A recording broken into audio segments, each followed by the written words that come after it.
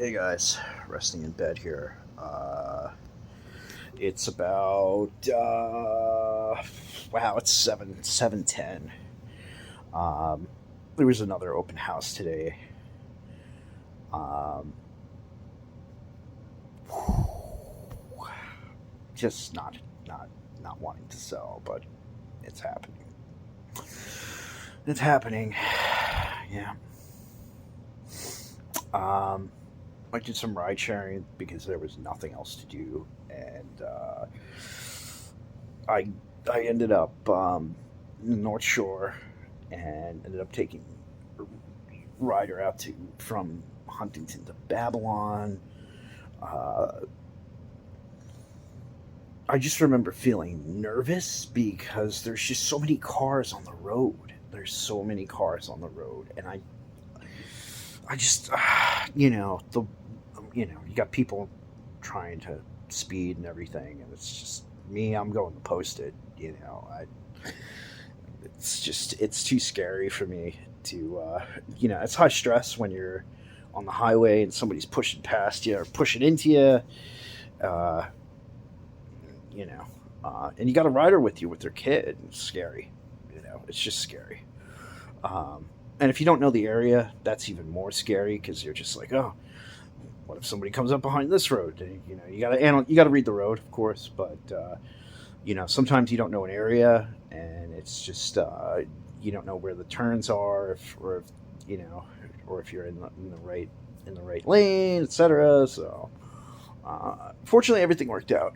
Everything worked out. I got four rides, and oh, sorry, I lost control of the phone in my hand. I got four rides in, and I ended up going offline after the Babylon trip. Made a few phone calls. One to my aunt, one to a friend, and then I booked it back home. It was around 4 o'clock that I got home, and pretty much just relaxed. I've been trying to just take a nap and stay relaxed and just um, be, you know, be at peace, as it were. Uh, I'm just I'm in sleep mode basically. I want to get my daily nap in. You know, isn't that crazy? I mean, when I was 25, I had so much more energy. I had so much extra energy that I could stay up for a full 48 hours without feeling it. Now it's like you hit 12 hours. It's like, oh man, I'm tired. I'm exhausted. I need to take a nap. I was thinking to myself, if you took away the human limitation of having to sleep, this entire world would be destroyed because we'd overexert our energy on the world. We really would. There'd be so many over active humans that I'm sure there's a dimension or a universe where there are no limitations on human energy. There's no limitations on human energy, and it's got to be the most manic world the most manic place in the universe, in the multiverse rather, whatever it might be. Yeah. Um, Completely just thinking out of the box here. That I'm rather glad that people have to rest and relax and sleep. Um, Otherwise, it would just be insanity. There'd be way too many people doing way too many things, and I think we'd exploit our resources beyond our beyond what we have. Earth would be a wasteland.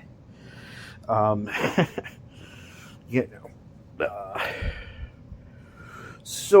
Just going back to the last ditch effort to get the truth out, which is, I didn't really get to finish that.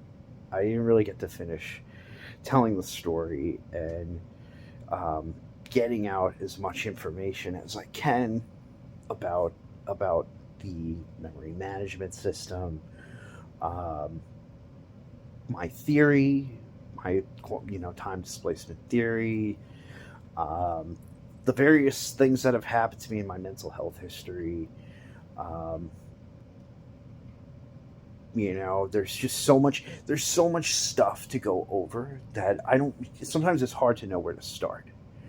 You know, um, it's really hard to know where to start. You know.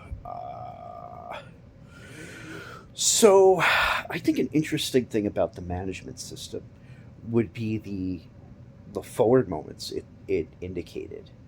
Um, so again, I've tried to explain this stuff to my brother, my close friend, and it's got no good feedback. Let's put it that way. No good feedback. So from what the management system had indicated, uh, you know, some of it was valid.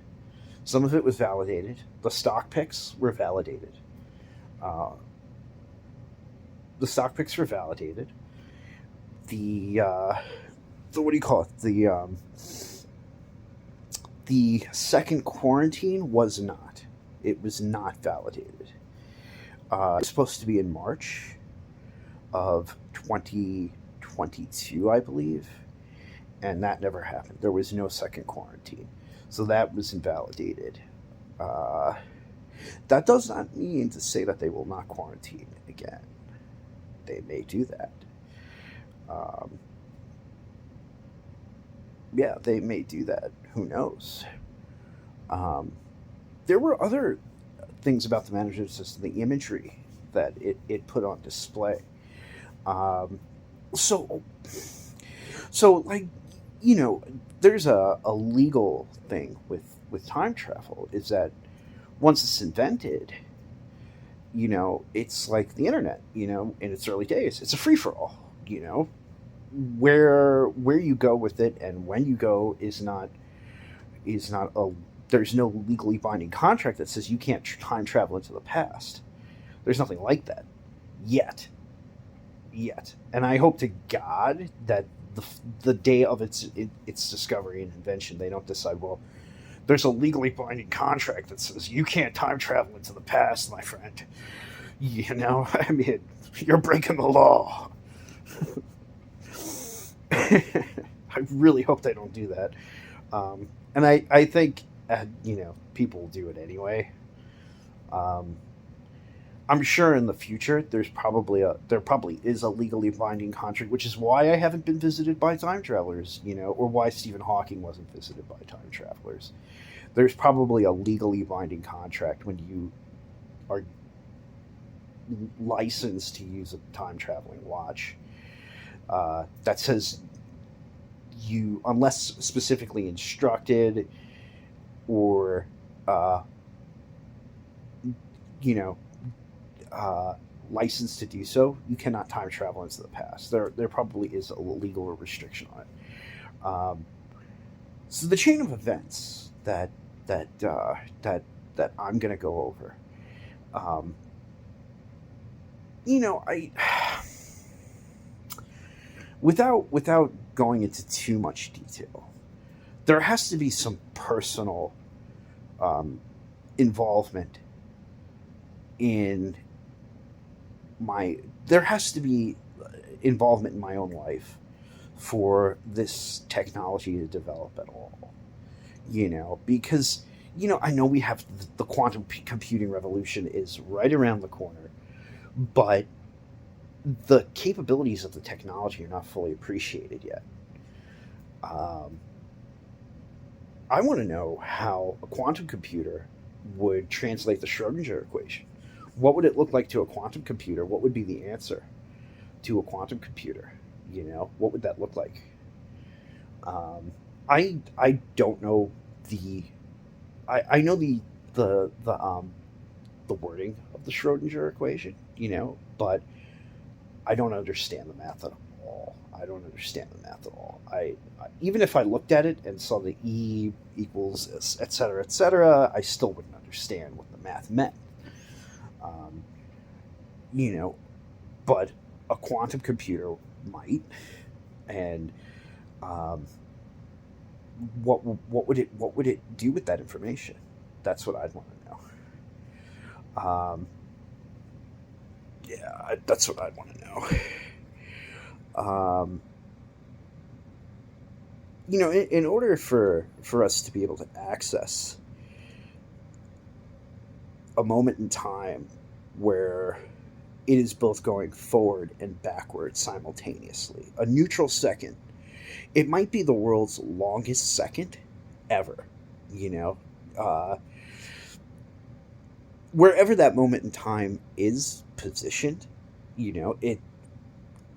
Think of it as an infinite, an infinite end, where the it goes back to the point in time where it begins, sort of a conduit between the past and the future in a neutral second that is like a gap. It's a giant gap that would seem like the world's longest second. It would we need to be able to tap into that second. We need to figure out how do you tap into that neutral second and continuously use it so that you can move through it, go forward in time if you wanted to, or go backward in time. Because of consistency, the consistency principle is really interesting to me. So, because of consistency in time, this is what will allow time travel to work at all. Even the inconsistencies in time are consistent. At least in this dimension, in the way our universe has stabilized. Um, your universe may vary. Multi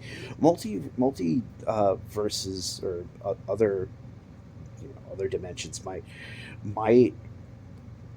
might be that it might be that there's an unstable universe where time travel never develops, where the physical laws prevent it from being developed.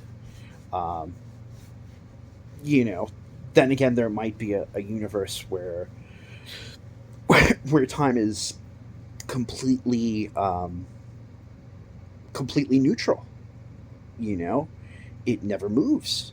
Time never moves, so we never get a point in that universe where life exists at all, or as from the perception of us, it would seem that life does not exist at all in that dimension. Um, Interesting things to think to mull over. Uh, truthful things being discussed here. Dude, let's see.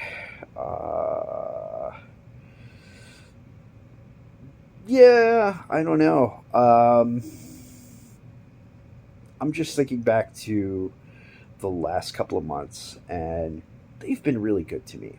These last couple of months have been really awesome. Um, I ended up going to see Gareth Emery. Uh, say